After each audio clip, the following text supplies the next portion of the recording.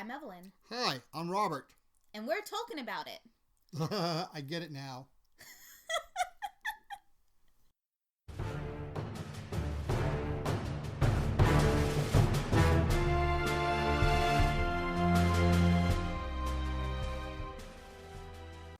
So before we begin, we do want to mention that we are recording on a very sad day. Today is the day after we got the news that Christopher Tolkien, J.R.R. Tolkien's son, who he originally wrote The Hobbit for, and who in his later years was editing some of his father's unpublished stuff. Christopher Tolkien was his son. And he passed away yesterday. And he passed away yesterday. So we wanted to keep him in our thoughts and rest in peace. Yeah. So this episode is completely dedicated to him and his memory as well as his father's. Right. Well, like I said, I am Evelyn. And I'm Robert. So we're nerds. We're rather professional nerds, I would say. Yeah, I'd say that. We do a lot of comics, movies, stuff like that. However, one thing that has been a severe disappointment, I would say, to my own father. Yes. Is I have... Besides the fact that you're not married yet. is that I have not read The Lord of the Rings. Now, in my defense, I have read The Hobbit numerous times.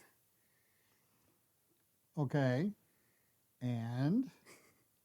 I don't know. Okay, so I've tried to read them a few times, but I either gave up halfway through, it was either too dry, or something in life just happened, and I don't know, it just never happened. So that's why we are doing a deep dive into the series from two different perspectives.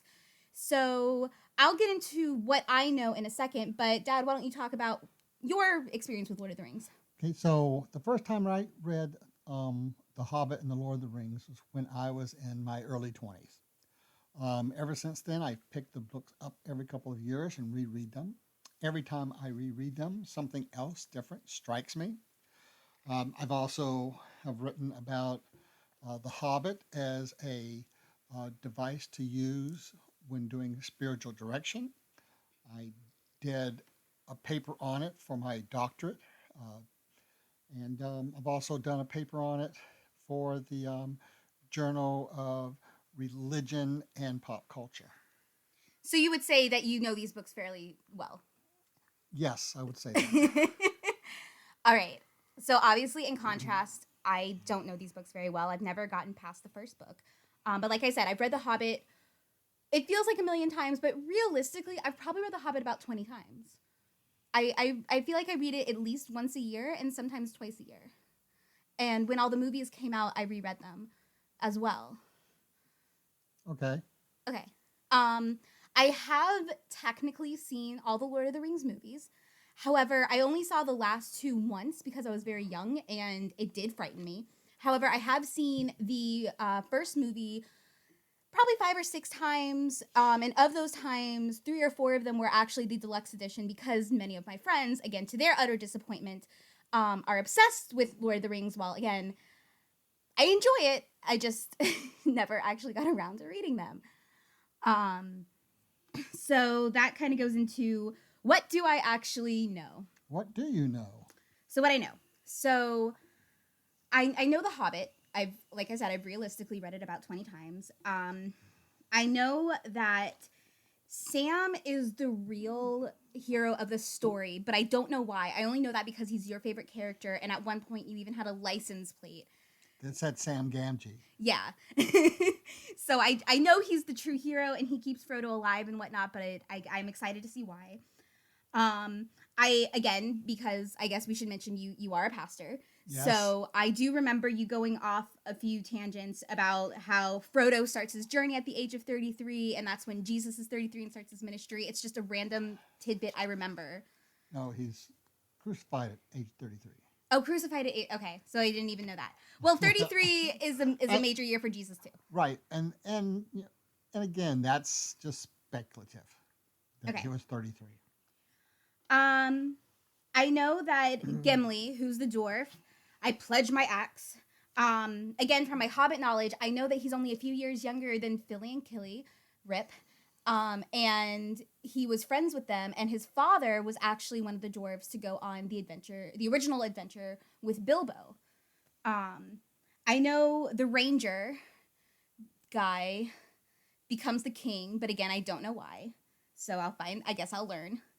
I know Gandalf the Grey sacrifices himself and comes back as Gandalf the White. And when we get to that part, we'll talk about the symbolism and everything. But I do know about that part. Um, I know Christopher Lee is a badass. Um, who plays the bad guy in the film. And along those lines, I know Sean Bean dies. As usual. Yeah. I know that Gollum was a hobbit that was corrupted by the ring. And I know that he bites Frodo's finger off because I very vividly remember I don't remember the rest of the animated movie, but I remember the song Frodo of the Nine Fingers and the Ring of Doom. That's like one of the only things I remember from that movie. I know there's a giant war. I know that Merry and Pippin are squad goals. There are a lot of, I guess, humor and relief in this, but they also have like their moments of bravery, and I know that they do a lot. I know the Battle of Helm's Deep was a cinematic masterpiece, and when we talk about the movies, we can talk about that.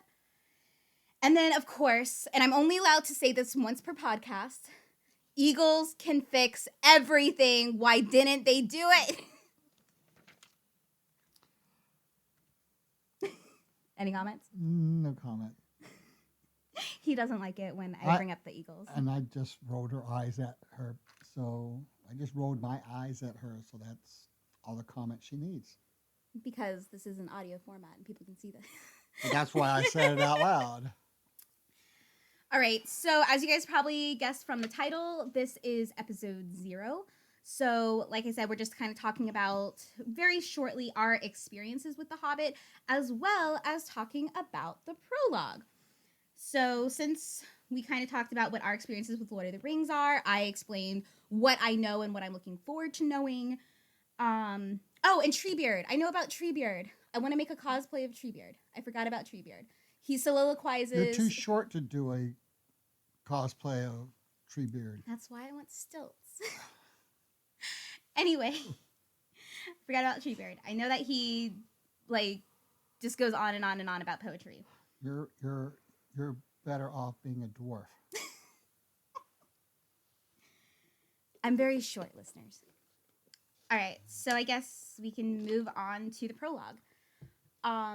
So I really like that the prologue just starts out just concerning hobbits. Right. And a lot of the prologue, I will say, I do kind of remember, at least the beginning parts, from The Hobbit. I do rather remember a lot of that from the Hobbit book and supplementary stuff I've read about The Hobbit. And so it was really nice. It felt more like kind of a history text.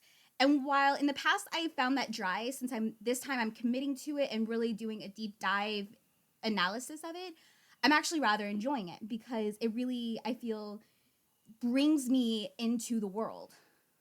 Right. Yeah, some of the prologue almost feels like it's a backstory for a D&D campaign. It does. Trying to explain where everything is and how everything and everybody relates.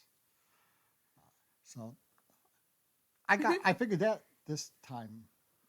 I figured that out this time reading it, especially since I'm running a huge campaign right now. It made me think of it. Okay. I mean, I play D&D too, and I guess I never really thought about it, but now that you say that, yeah. But yeah, it really, it sucks me into the world. It makes, and that's what the whole prologue is. It's meant to be like almost a history book that about it's set within this world because it is Middle Earth. I know that technically we're supposed to be in the time of men, and this time is, in theory, like our history of it, right? Right. So let's talk a little bit about hobbits. Tolkien has written in some of his letters to friends and colleagues that the hobbits are a branch of the human race. He even calls himself a hobbit in everything but size. All the things all the things hobbits like, he likes. So, you have anything? Um, actually, yeah, just I wasn't sure where to put this, but it is a random trivia note. Tolkien would have never known this because this was written in the 50s, but in the early 2000s, science. Further, longer ago than the 50s. It was, when did he write this? He started writing it during World War II. I mean, World War II. Oh wow, so even longer. It was published in the 50s though, right? 54. Am I right? pause. That's Yeah, I just opened up my book, The Fellowship of the Ring, and it's copyright 1954. So I guess that's when this one was published. So cool. Okay, so we just looked it. So we looked it up in my book, and then you found it on the internet. well, yeah. He started writing it in stages between 1937 and 1949. So a good part of that writing took place during World War II, and having that as knowledge for the background of when it was written kind of helps bring it all together, especially when we start talking about um, the wars in the book and so forth. Yeah, that is something we're gonna get into when it comes to the war part. But the reason I mentioned that is just again back when he was writing this in the 30s and 40s, he would have never known that in the early 2000s they actually found in Asia a human-like species that they nicknamed hobbits because they're only about the size of a small child. They're about 3 feet with very large feet.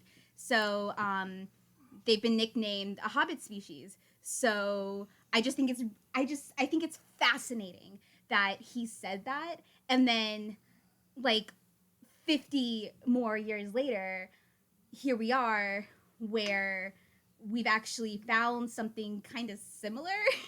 Like it has it's all coincidence, but it's still Yes, awesome. coincidence spotting. Um, yeah, the other thing I like, um, especially from the prologue, is how Tolkien is writing it as if it's a found manuscript. Right, yeah. Yeah, and at the time he was writing that, that was a particularly popular way that writers were doing books at the time. Oh, I didn't know that. Yeah. Okay. So, That's really interesting. yeah, and now, of course, we still do that in movies and so forth. We still have found footage movies. The Blair Witch is the most well known of those found. Yeah, that's immediately what I first Yeah. thought.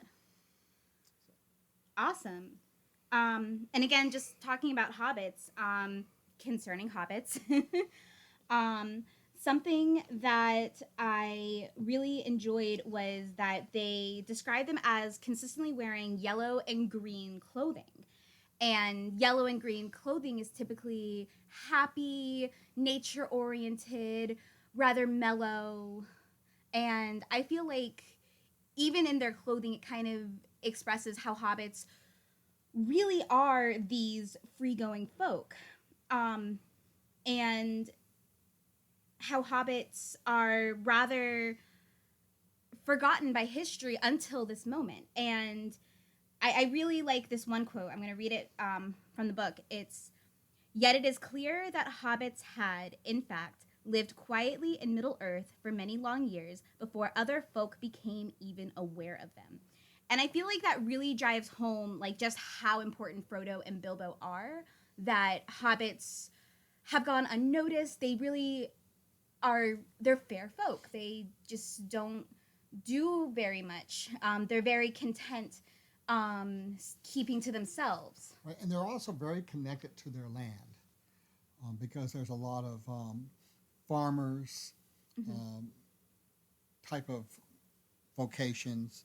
There's We'll talk about this a little bit later, but there's the growing of pipeweed, which is a big deal for the hobbits. Well, we can talk about that.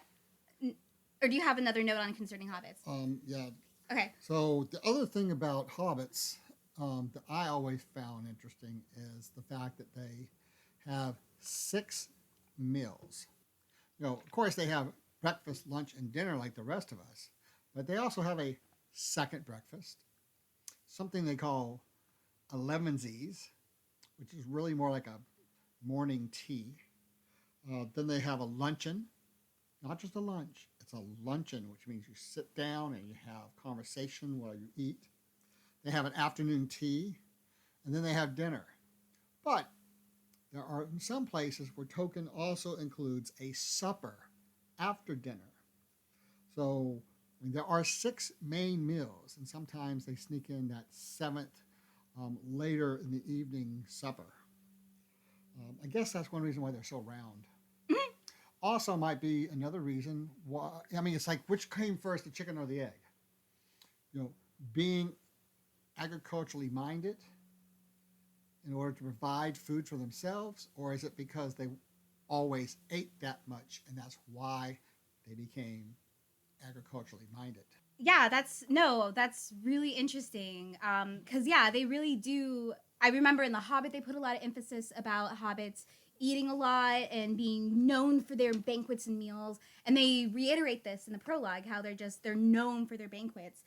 And like later on they mention that like the mayor, like his main job is just to preside over banquets. Like, can I have that job? Right, exactly. Yeah. And I wonder how many free meals he gets out of that. Right? Which it's I mean, jumping ahead just a little bit, but that's kind of mentioned a little bit in the first chapter that everybody tries to go to birthday parties because it's a free meal. Right, yeah. Yeah, so, Um, but yeah, going on to this next section where we mentioned pipeweed, my only note. I'm not ready for that. Oh, you still have more? Yeah. Oh, awesome! I'm down for it. Go. Right. So, just something that's interesting to note is that dwarfs, the word dwarfs, which we get a little bit of talk about dwarfs in the prologue. The spelling of dwarves, up until Tolkien, the proper way it was spelled was Dwarfs. He started he started spelling it Dwarbes because that goes better with the Middle English uh, origins of the word dwarf. Uh, what's really cool, a little trivia pursuit, when he sent off his manuscript to the printers, and when they sent back the galleys for proof, they had changed the spelling to what was supposed to be the proper spelling with the FS. He sent it back with the corrections, make it, VES, and ever since, the Oxford Dictionary of English has both spellings as being proper as far as spelling it for a plural.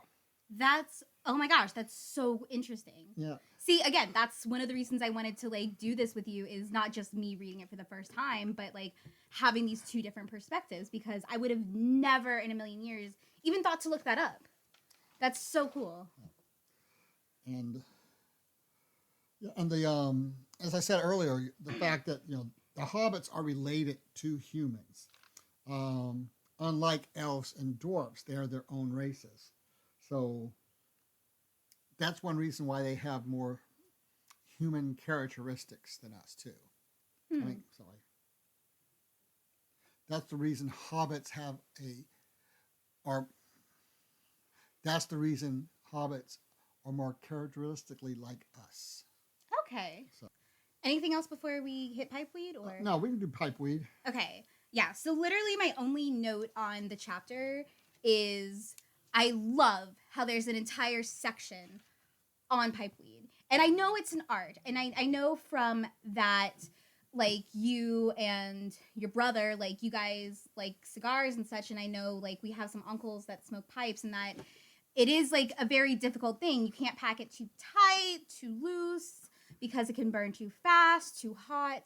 And there is an art to it, and that's what they call it. Yes, there's actually an art to it. And they bring the art to a higher level as well. It's not just packing it right. It's not just smoking it right. But they also blow smoke rings. Somewhere in one of the books, can't remember where, there's actually a contest where a person's blowing a smoke ring and then the other person tries to blow a smoke ring through that smoke ring. Are we about to make an argument that vaping is an art? Because I don't want to make that argument. Vaping is not an art. Okay, good. Because there's people that do like vaping tricks, and that's just, and as a millennial, that's where my mind just went. And I don't want to call that an art form. Do not vape. Yeah, my mother's a nurse. I'll put in this PSA. Vaping is just as bad as smoking and possibly even worse. So if you do vape, maybe not. If you do smoke, maybe not. But, I mean, live your life. But also, I mean, on that note, Mhm. again, the smoking of the pipe weed is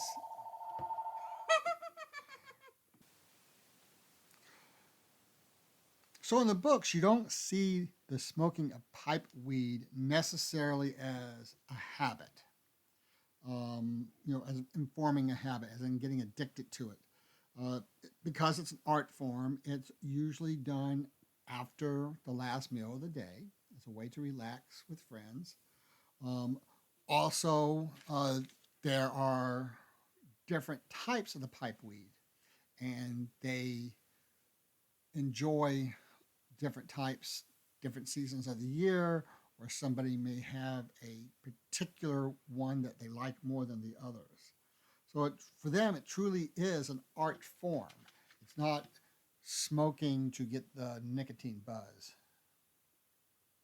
Yeah. All right, I think that's all we can really say on pipe weed. Yeah. But if you want to read more about pipeweed, there are scholars out there that just gone crazy talking about it. So those would be easy to look up. All right, the next section is Order of the Shire, which we kind of dived into a little bit, where I highlighted the part where the free will. Sorry, I highlighted the part where free will and kind of peace is the main way of doing things. Like when they mention how they have the sheriffs, which is what they call the closest thing they have to police, where they're more concerned about the comings and goings of farm animals than hobbits. Like keeping farm animals like where they're supposed to be and from wandering off. And I just find that so interesting. So the other thing when we're talking about the Shire is the geography of it.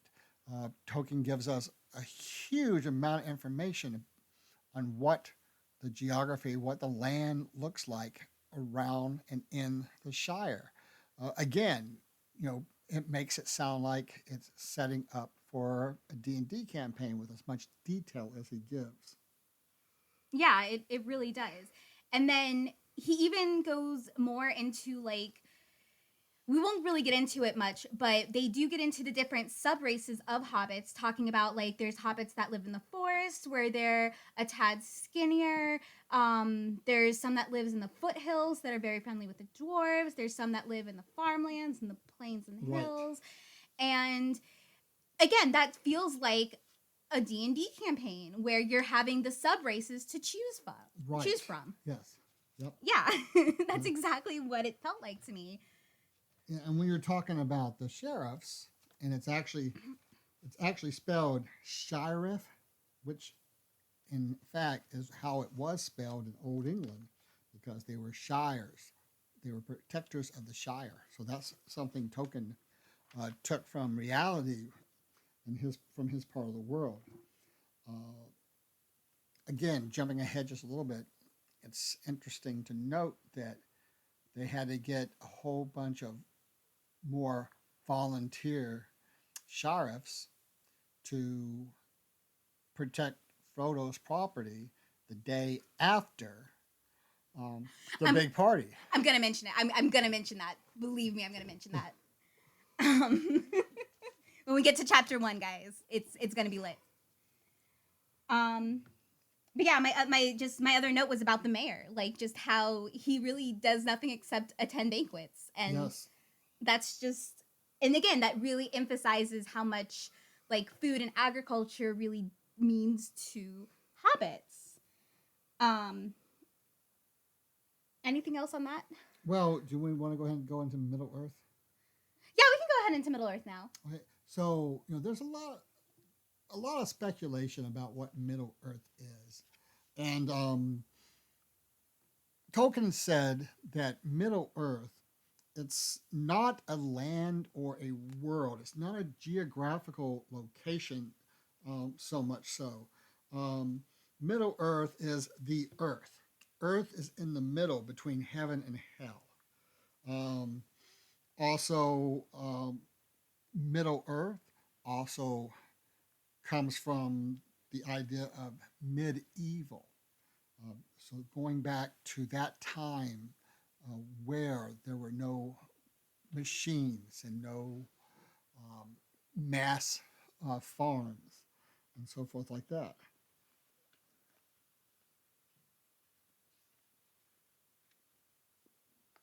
Okay.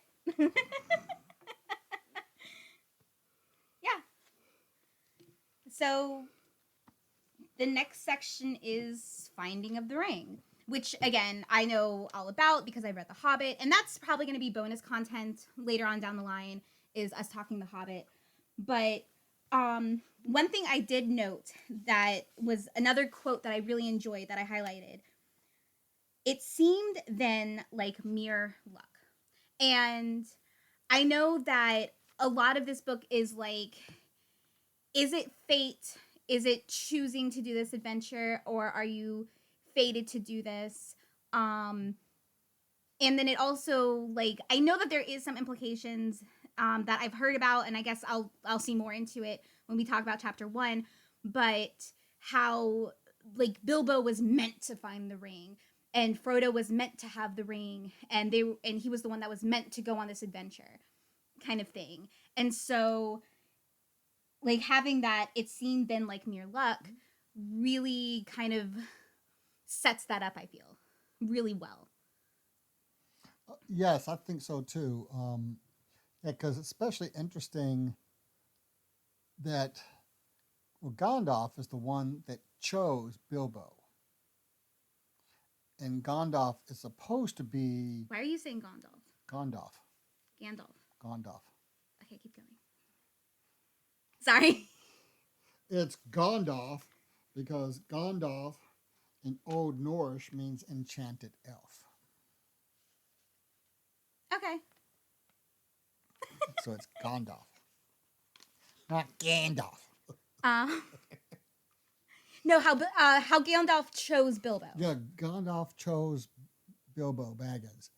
Um, and he, when we go back to The Hobbit, when he comes to meet Bilbo, um, he even talks about, when Bilbo says he doesn't want to go anywhere, he's like, how are you the son of, and talks about the line of the Tooks. Oh, that is something that I forgot to write that in my notes, but that is something that I found it really interesting reading The Hobbit, and then again it was reiterated here in the prologue. Are we going to see more of the Tooks, or is there like supplementary material on the Tooks? Because I kind of want that story. We can do that. We can do that later on. Yeah. Okay, cool. Yeah, awesome. So there is some stuff about that. There's That's some what I was stuff, yeah. wondering. Sweet. Right. Because yeah, like the fact that they were talking about how there was the one guy who could ride a full-grown horse, like Yes, he was so big he could ride a horse instead of being stuck on a pony. yeah, I as a short person, I find that kind of fun. Just that description of Right. someone being very tall for their species. So yeah, that's just something that I'm rather looking forward to. I know you had some more notes on Gollum, right? Yeah. Oh yeah, Gollum. Uh, there's a lot of speculation by critics and people who study about where and how he came up with the name of Gollum. And while all of those are very interesting, you know, he's named after the noise he makes. Yeah, that's what I thought. Yeah, it's like, so throughout the book, every time he's like, boom, boom, Yeah. so comes Gollum. And as you mentioned earlier, which we'll talk about more, is that he began basically as a hobbit, Hmm. and because of him finding his precious, the ring, that gradually corrupted him Okay. to what he is now. Which also another little interesting note is that in um, Tolkien's world, evil not only transforms you on the inside, but too much evil can transform you on the outside. Because there's hints that orcs, the race of orcs, comes from elves who got corrupted. Oh, really? Okay. Cool. We'll have to look more into that too. That's really fun. So, any other notes on the prologue, or was that about it? I think that is it. I mean, we get a brief mention of what's to come ahead. Right. I read it. I vaguely remember it from the movies, and I did highlight some parts, but I decided not to focus on it because, again, I want to see what's going to happen without getting tinted too much. Um, though it's like I recognize like the name Elrond, um, and how like going off to the sea is like a metaphor for passing on to the next life. Um, but yeah, I didn't want to get too much into it just because obviously that's what this podcast is us going very deeply into these books. Right. Yeah, so we'll get more into who Elrond is, his background, who Sauron is, and his background as well in later episodes. Awesome. So I think that's it for episode 0. Um, like we said before, this is going to be a deep dive into the Lord of the Rings and other stuff that Tolkien has written that from the two different perspectives of someone who has read them and really enjoys them, has done so much with it, and then of course myself who has not read it. And I really hope you guys enjoyed this, and you'll go on to the next episode where we'll be talking about the first chapter, the long expected party. Right. Sounds good. All right, well, I've been Evelyn. And I've been Robert. And we're talking about it. Thank you guys so much for listening. Please be patient with us because for the first 2 episodes, we didn't have a great mic, as you can tell by the quality from this sound with the new mic, as well as the likes and ums. We were just really nervous. So please be patient as we learn to talk better. Thank you again for listening. Podcasters are Evelyn and Robert Lewis, edited by Evelyn Lewis, produced by Comic Canary, Evelyn Lewis, and Robert Lewis, music provided by Ben Sound, link in the description below.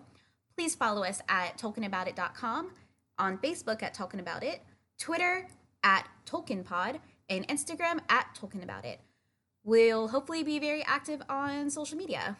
Eventually, we will also be getting a Patreon, so stick around for that. Thank you guys so much again, and have a great day.